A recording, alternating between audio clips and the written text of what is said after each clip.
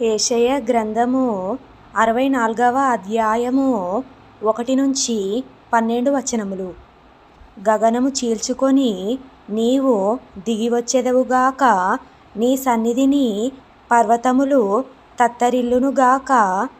నీ శత్రువులకు నీ నామమును తెలియజేయుటకై అగ్ని గచ్చపొదలను కాల్చు రీతిగాను, అగ్ని నీళ్లను పొంగజేయు రీతిగాను నీవు దిగివచ్చెదవుగాక. జరుగునని మేమనుకొనని భయంకరమైన క్రియలు నీవు చేయగా, అన్యజనులు నీ సన్నిధిని కలవరపడుదురుగాక. నీవు దిగివచ్చెదవుగాక, నీ సన్నిధిని పర్వతములు తత్తరిల్లునుగాక. తన కొరకు కనిపెట్టు వాని విషయమై నీవు తప్ప తన కార్యము సఫలము చేయు మరి ఏ దేవునిని ఎవడు నేకాలమున చూచి ఉండలేదు. అట్టి దేవుడు కలడన్న సమాచారము మనుష్యులకు వినబడలేదు.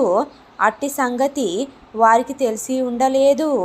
నీ మార్గములను బట్టి నిన్ను జ్ఞాపకము చేసుకొనుచు సంతోషముగా నీతిని అనుసరించు వారిని నీవు దర్శించుచున్నావు. చిత్తగించుము, నీవు కోపపడితివి, మేము పాపులమైతిమి, బహుకాలము నుండి పాపములలో పడియున్నాము. రక్షణ మాకు కలుగునా? మేమందరము అపవిత్రుల వంటి వారమైతిమి. మా నీతి క్రియలన్నీయు మురికి గుడ్డవలే నాయెను. మేమందరము ఆకువలే వాడిపోతిమి, గాలివాన కొట్టుకొని పోవునట్లుగా మా దోషములు మమ్మును కొట్టుకొని పోయెను. నీ నామమును బట్టి మొరపెట్టు వాడొకడును లేకపోయెను. నిన్ను ఆధారము చేసుకొనుటకై తన్ను తాను ప్రోత్సాహపరచుకొను వాడొకడును లేడు.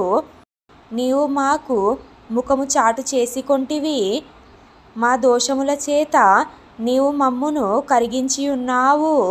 యెహోవా, నీవే మాకు తండ్రివి, మేము జిగటమన్ను, నీవు మాకు కుమ్మరి వాడవు.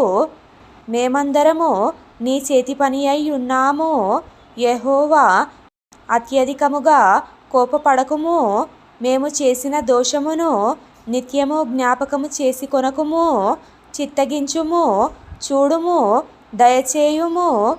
మేమందరము నీ ప్రజలమే గదా. నీ పరిశుద్ధ పట్టణములు బీటి భూములాయెను.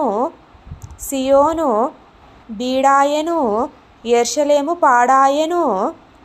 మా పితరులు నిన్ను కీర్తించుచుండిన మా పరిశుద్ధ మందిరము, మా శృంగారమైన మందిరము అగ్నిపాలాయెను. మాకు మనోహరములైనవన్నీయు నాశనమైపోయెను. యెహోవా, వీటిని చూచి ఊరకుందువా? మౌనముగా నుందువా? అత్యధికముగా మమ్మును శ్రమపెట్టుదువా?